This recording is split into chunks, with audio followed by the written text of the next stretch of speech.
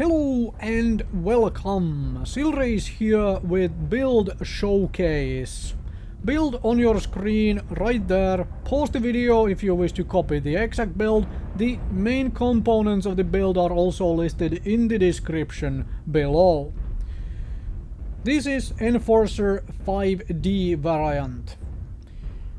Well, I've mentioned right away that I only have the basic pilot skills for the Enforcer, so if you have elited and mastered it out, you're going to see bigger performance out of this particular build, obviously. And also, no modules were in use for these games, so there is nothing there to increase the performance of the build either.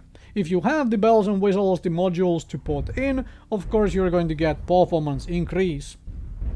Now, I'll have to right away admit that I am not a big fan of the Gauss Rifle. I just haven't played around with it enough to really get good with the Gauss Rifle, so I don't put it to its best use. I need to play around with it more, which is one reason to make builds like this.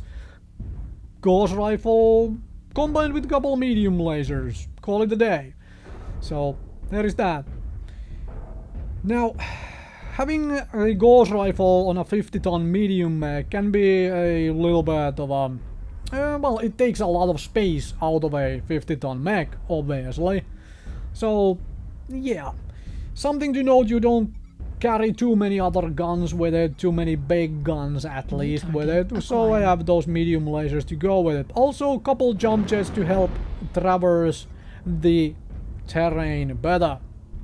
This is a build very doable on many different 50-ton inner sphere chassis actually. You can do this on a variety of Centurions or Hunchbacks and whatever. I am just running it on an Enforcer 5D here. I happen to quite like the setup, even though I am not, like I mentioned, big fan of the Gauss Rifle. But it works fairly well as a fire support of this kind, you know? You have your big bodies and you wander around with your big bodies and then you shoot at whatever they are shooting at and try to share a little bit of armor with them. So when they are getting shot, make sure you try and eat a few of those shots. So, you know, everybody is almost dead but nobody is actually dead. That would be the preferable course of action. Because, well, when somebody's dead, they obviously don't fire anymore. And there is the, well, issue of having torso-mounted lasers. You can't really shoot up at things, but the Gauss Rifle is in the arm, so you can at least Gauss Rifle things which are above you. I'm a little bit hesitant here to push on my own, just mostly trying to get a, like, you know, quick shot with the Gauss Rifle in, and then run away, run backwards back into hiding. I have a Kodiak coming here to help me out, which is just peachy. I have other fellas around, you know, sort of a, not really a wolf pack, but a mech pack. That sounds very strange when said that like that, but anyway. So poke up here, be able to get some shots, and would have gotten those shots in sooner had the Nova not decided to, you know, jump back right in front of me. But yeah, I'll also go back into hiding because don't want to eat all that return fire. They definitely knew we were here, you know. And something just jumped down. Yep. So let's shoot at that something and then it gets shot at by the Ebon Jaguar and go in hiding here. And I definitely took my share of the damage there, and then this guy comes down in here and he is dead. So that's positive. Of course I'm getting shot in the rear by the little guy on the hill, on the saddle as it's usually called. Let's try and back up the Kodiak, except this guy decides to, okay, I'm gonna shoot at the Enforcer instead of the Kodiak, so I'm gonna close in on it and then try to use these pillars for a little bit of protection. Thankfully the Kodiak goes between me and the Hunchy, so the Kodiak nicely took that damage. Essentially I put my back towards the pillar as I saw the rear armor being kind of gone. I didn't want to get shot fully in the back. and just double checking there is nobody here, right? Because you don't want to get flanked, you don't want to get surrounded all of a sudden. Let's go join the rest of the team up here, and somebody's trying to shoot at me from the distance there, and there we go. Somebody's shooting me in the side, in the rear. Let's hide, right? Walk backwards, because the back armor is gone. You know, the basic simple stuff you do. It's like when something armor is gone, you try to, you know, make it so that nobody shoots at the vulnerable places and so on. Get back up here, and let's go and help people out. The nice thing about having jump jets is that you can fall down from the top of here. So, like, you can decide to walk down through one of those openings and use your jump jets to feather the fall in such a fashion that you don't take leg damage. So one reason to have jump jets on your mech, if the particular variant can carry jump jets. This one can. So there is that. Right, enemies are shooting at me from the distance for some odd reason. I'm gonna eat some of that fire, try to get some of that fire on the other pieces, and there I actually fell accidentally and forgot to use my jump jets also. Don't do that. Didn't mean to fall, it just accidentally happened. So yeah, but go join the team, killing things, right? The team is all the way out here, and I see the Kodiak on the minimap, because pay attention to the minimap. I see the Kodiak still making its way in here, so I don't wanna, like, I don't wanna charge headfirst there, because if these guys in front, I didn't check how damaged they are, these teammates, how badly they are damaged. So I don't wanna charge in there on my own. I'll just try to help this, you know, kill this pirate bane while waiting for the Kodiak to catch up. Because we'll rather go in there as a group instead of going in there one by one and get killed one by one. This is surefire way to, you know, lose a game. Okay, the KDK Kodiak is here. I'm gonna go and finish off this pirate bane. Kodiak is busy with going to kill the other guy. Yep, there we go.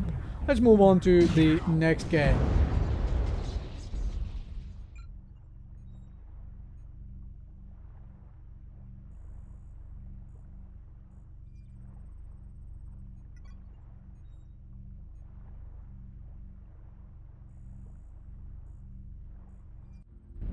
Second game I have here for you is on Mining Collective.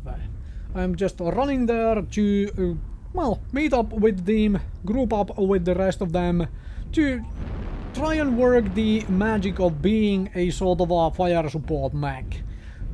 Walk with the pack, put that Gauss Rifle to use, and also the medium laser once you are in range for using them, and do your thing, share armor and shoot at things everybody else is shooting at. Essentially how you want to play this thing. I definitely do not want to be caught alone against, let's say, a light mech swarm by trying to be on a flank by myself. This thing just does not have the mobility to really get away with that. Or the durability to fight off a bunch of light mechs, or some kind of a proper patrolling build. So, no, don't get caught off guard. As usual, I am not cherry-picking the games where I get the best results, as in most amounts of kills or big number of damage numbers and whatnot. I am picking games where I can showcase the strengths and weaknesses of the build. The sort of a thing here, for example, see that Kodiak coming in from there, instantly pull back, because I don't want to go one-on-one against Kodiak. It's just never going to turn out well. I need teammates around to share armor with, I need teammates around to share damage with, but here, okay, that's easy. I mean, my teammates are getting shot at the front, unfortunately. They should be falling back here, but I am willing to shoot at that Timberwolf who is back there, fire at it, and also run away from those missiles. New target acquired. Do not have radar deprivation, so I don't know how those missiles, you know, didn't entirely just lock onto me, and so on. He is hiding there, and wait for him to stop hiding and put in fire This is essentially free fire. Essentially free shots I can put in. Team is pushing in. I'm gonna check what is here for me to shoot at. And well, I see a PPC shot, so let's put a Gauss Rifle shot into that, whatever that is, there in the distance. Hopefully dissuaded from, you know, keeping the poke in this particular direction all the time. My team is pushing really hard in 2 different locations. Like, as you can see, half of the team is on this side and half is on, you know, on the way there. And there you also saw one of the weaknesses of this particular build, because the Gauss Rifle is in the arm and the arm is a little bit low. Sometimes you end up in a situation where the Gauss Rifle shot is just going to land in at a corner of some kind of a cover you're trying to shoot over. So there is a little bit of a problem sometimes for you. But I'm gonna go help kill this Nova, and actually going to rather shoot at that thing, because force it back from the Nova, and there you saw the Gauss Rifle clipping the building side again, instead of actually, you know, going where I really wanted it to go, into the enemy mech.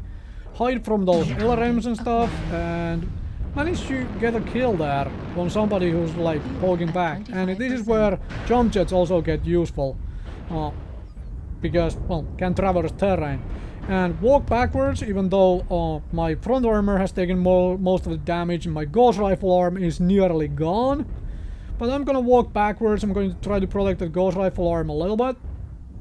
Walk backwards, so just in case somebody decides to poke in from there, I can get shots off.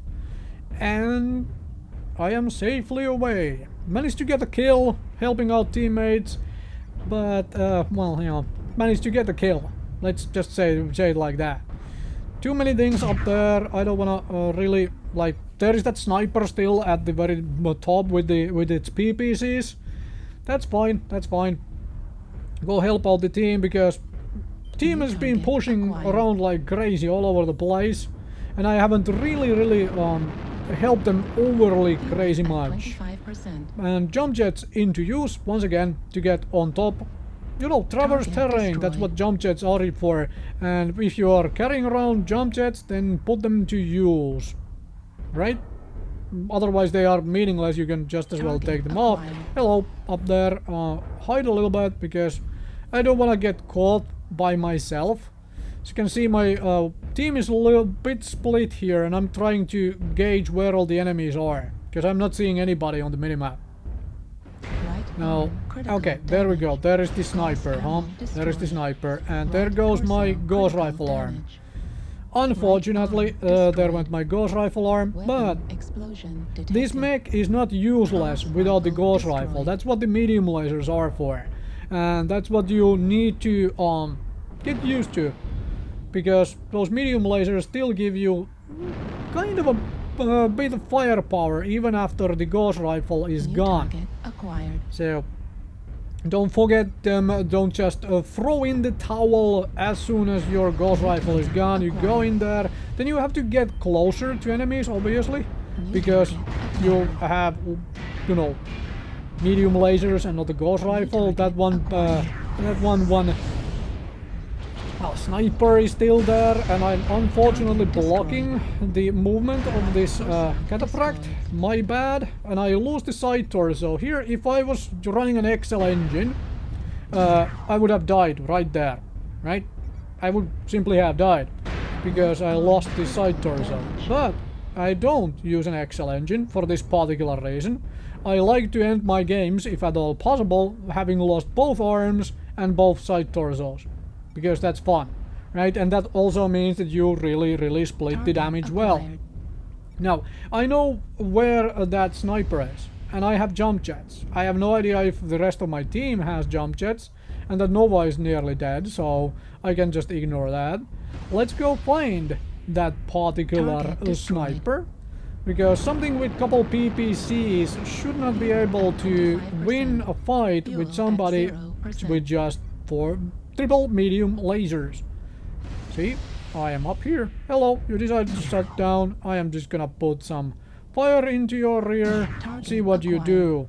Alright, hello. Okay, he runs forward. Alright, then I am gonna push forward. Game is pretty much over. Thank you very much for watching. Hopefully this convinced somebody to give this build a try.